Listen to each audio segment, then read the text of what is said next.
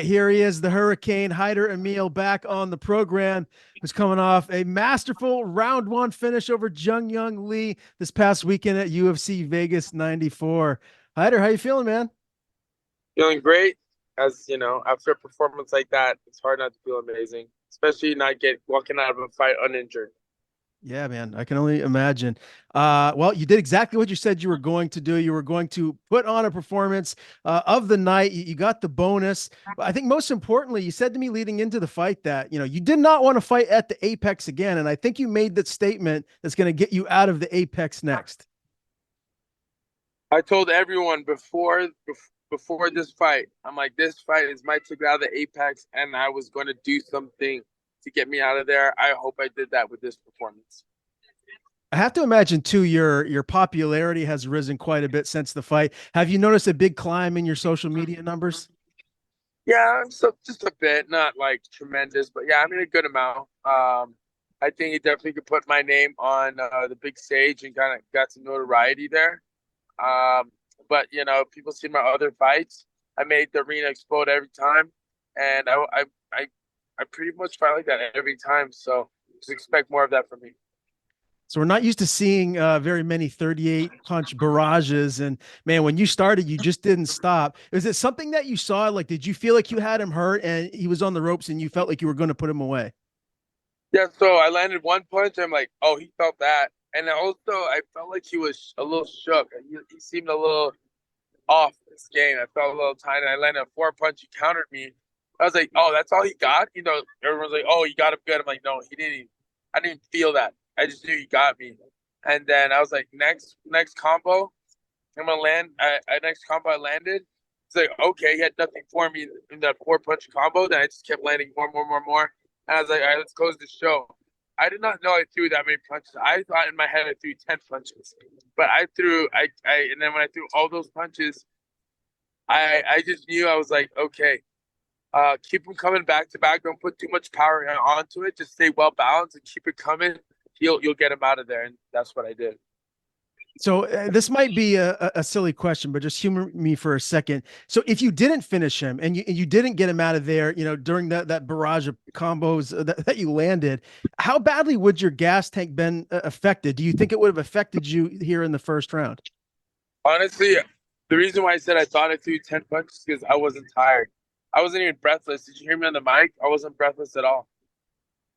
Okay, man, that's a scary thought to think just about how good your cardio is. Do you feel like your cardio you put on par with anybody in the featherweight division? But I'm telling you, when it comes to throwing hands and fun stuff like that, you see my contender fight, I can almost outlast anyone, and I can throw punches all day. I can throw 1,000 punches a fight. I that's that for me. I can do all day. So expect more of that from me. Safe to say that this is the proudest moment I'd have to imagine of your combat sports career, right? How would you say this ranks all time, like ever in your life? Oh my God, that's probably up there number one. Just because it's the UFC. I've had another fight where it was like come from behind knockout. But this one definitely ranks as number one. How upset would you have been if you didn't get the performance of the night? I mean, I thought it was a slam dunk, but there was a lot of other good performances. You felt like, hey, this is mine. They better give me this 50K. Well, one, if they didn't give me that after aligning that, I mean, I've never seen anything like that. And to hear DC scream the way he did, I definitely earned that. Okay, but you make DC Lorisenko pop a button and DC scream like a girl, you deserve that 50K. Okay. I love it, man. Any plans for that money? Are you just going to save it, invest it, or anything you're going to buy for yourself?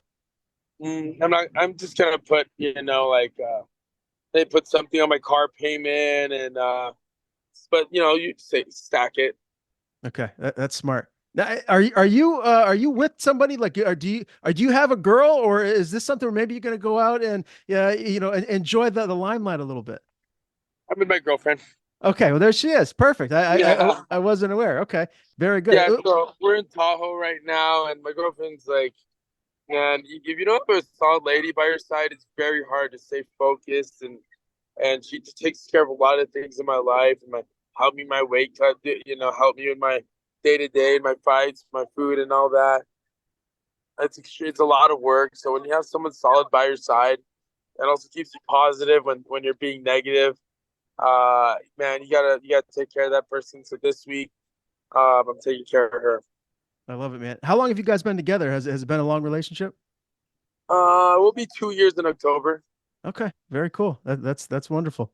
Um, as far as the post-fight celebration and what you did, I saw you posted on your Instagram story. There was like a pizza the size of the moon that you had. It was enormous, man. Tell me a little bit about, I guess, everything that you got into food-wise. So, so right after the fight, we had dinner at Carver Steak. If you haven't been Carver Steak in Vegas, please go there. It's the best. I think it's Dana White's favorite steakhouse.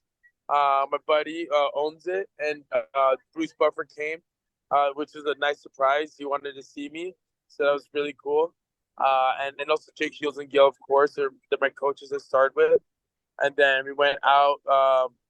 We went to Duke and Ayuk. So shout out to Duke and Ayuk for hosting me. They did a whole big, there's a big picture of me in the nightclub, congratulating me for the win. It honestly, that night was from my win to the dinner to the after party. Everyone said that's like the most fun they've ever had. And the next day, that honestly was like our hangover food. I went to this pizza spot, and my girlfriend was super hungry. She's like, "I want the biggest pizza they have." And it's like I didn't realize it was gonna come out that big. It didn't register in my head. That's what a 30-inch pizza looks like. They actually have a 36-inch pizza. I couldn't even put the pizza in the back seat. I had to open the trunk and put the pizza back there. So yeah, that pretty much fed everyone. It looked pretty good. Was it tasty? It was actually really good. It was like the biggest pizza I had, and it was very delicious also. Okay, well, good for you, man. You deserve all the food you want after that performance. Did you Thank get a you. chance to watch any of the rest of the card, or after your fight, was it all like media kind of and just hanging out with your team? Yeah, I was just media all the way. I think a lot of people in the UFC and everyone there was like really excited. A lot of people never saw anything like that. The people who worked there, they were juiced, like and stuff like that. So it was pretty cool. And I caught some of the fights after, but yeah, no, it was stuff you've seen before. You ain't never seen a 38 punch cap combo like that. Yeah, you're not lying. I wanted to ask you about Steve Garcia. He had a big win later on in the card. It was a co-main event. He's got 4 finishes in a row. I know he's been in the UFC for quite some time now, and you're brand new. But when you look at him and you look at what he's doing, is he someone that you have your eyes on down the road where you feel like that would be a fun matchup? You know what? Diversity is good. I think all that, but I want someone with a higher rank and a bigger name. I want someone with a big name that, because I want to smoke that guy and everyone be like, "Oh shoot, he just smoked blah blah blah." Like no disrespect to Garcia, he's a great fighter. We'd have a sick fight, but not too many people know him. I want to knock out somebody with a big name or Okay, who got some hype on him right now. I know he's not in the top 15 yet, but he is getting closer there, especially with his fourth TKO win in a row. If the UFC were to match you guys, just style wise, how exciting of a fight that would be. How would it play out? Do you think you'd finish him? You know what? He's taller than me, but he doesn't know how to keep the distance well. Yeah, and he's good. He like we trade, but I don't think anyone can go be in the pocket with me like that or fight or try to trade with me. I'll knock him out. I'm more versatile than him, and he cuts a lot of weight. So it'd be a good fight. But you know who I do want to fight, and I hope UFC can pull this off for us. October 5th in Salt Lake City is me versus Nate Landwehr. That would be the funnest fight ever. I think every fan would love to see that the train versus the Hurricane. I love it. Did you say that in any of the post fight interviews? Have you called him out? Does he know? Dude, I should have because I said yes to fighting him, but I was just so elated from the fight that I couldn't think clearly. How would a fight with Nate the Train finish? Do you finish him early? Either I knock him out, cold, or we go to a bloody 3-round war. And Hyder, But with this he, with sorry. this performance, man, like I feel like you're like you said, you're gonna get a marquee name. How many fights away or how many wins away do you feel like you'd be from fighting, someone in the back half of the top 15? That's what I'm asking. I need someone top 30, 20, then maybe another person or two. Fight Arnold Allen, knock him out, and then fight Ilya Taporia, Max Holloway. Ideally, I fight Ilya Taporia. Max Holloway has kind of connections to my team. That'd be a great fight, also. But stylistically, I would mess up Ilya Taporia. I don't care what anyone says. I know we've talked about that before, man. I hope down the line that fight does come to fruition. You talk about your team a little bit. I don't know if you can see over my shoulder here the "Don't Be Scared, Homie" Nick Diaz t-shirt. Nice. It would you say that was one of the more iconic moments over like the last couple of decades in the UFC? Hell yeah, man. Honestly, my finish reminded me of a Nate Diaz finish. Just punches and bunches. I got a little bit of their style in me. And what I learned sometimes is because before I would like most of my fights, I throw more power shots at each punch and sit on each punch to knock a guy out. But for this finish, I was like, throw a bunch of fast, quick, not not too much power, but just keep landing on him punches because he was good at. I just didn't want to be off balance if I missed, if I to finish this guy. So that was like a Nick Diaz finish right there. It's punches and bunches. Did Nate or Nick reach out to you after the fight? I'm sure they did. No, they haven't. But again, like my phone and everything's been exploding, so they may have. I just haven't checked. Gotcha. I'm sure you'll be with them in the very near future. Let me ask you a couple of picks here. We got a big event this weekend, UFC 304. The main event, Leon Edwards is taking on Bilal Muhammad. Who do you think walks away as welterweight champion at the end of the night? Leon Edwards. You think he finishes him? Leon Edwards is probably gonna finish Bilal Muhammad because Bilal Muhammad is not a better wrestler or a better fighter as big as Kamaru Usman. Is that? Yeah, Kamaru couldn't. Kamaru could not hold down Leon. And Leon's just getting better and better. And also, he's a southpaw, and he's very sharp and clean. So that's gonna be stylistically a very hard matchup for Bilal. Palm Aspinall and Curtis Blades for the interim heavyweight title. Who wins that? Aspinall, he's quick. He's super quick for a heavyweight. Very athletic, light on his feet. Curtis Blades is a great wrestler. I just think he's gonna be a little bit too slow for him. One more. Patty the Batty or King Bobby Green? Bobby Green better beat Patty Bivens, but dude, Patty's floppy, dude. Like he's aggressive. He's bigger. He wins. He's more bigger than the other guy. He'll take a hit or whatever. He's just not clean. And he's gonna stand on Bobby Green. His only chance is to take Bobby Green down. Hopefully, grind him out for a decision. But I think Bobby Green puts a punch.